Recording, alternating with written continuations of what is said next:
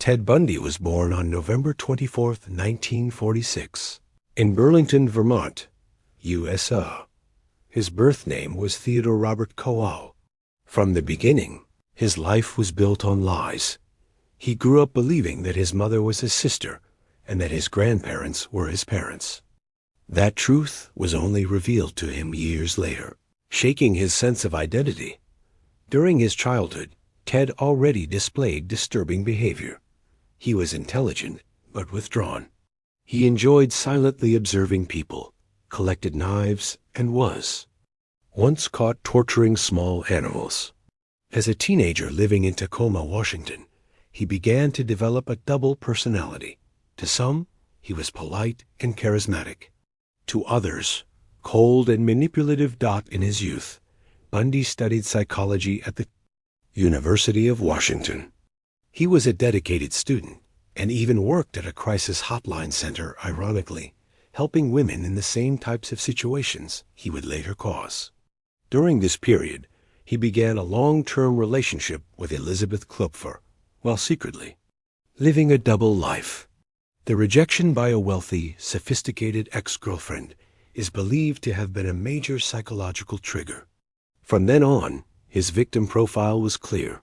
Young women with long brown hair, parted in the middle exactly. Like his ex. His crimes officially began to surface in 1974, when several young women started disappearing in Seattle.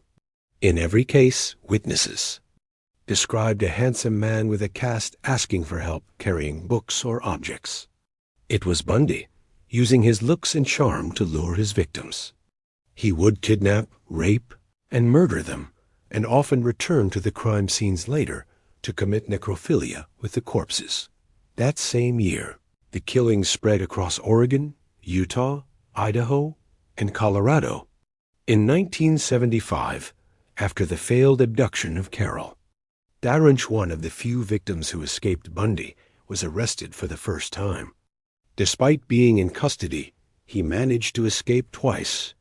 During his second escape in 1977, he traveled to Florida and in January 1978 committed his most brutal crime.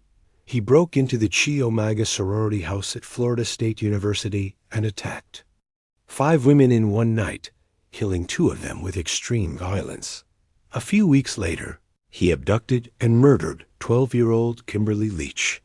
This would be his final known crime. In February 1978, Bundy was finally captured by police in Pensacola, Florida, while driving a stolen car.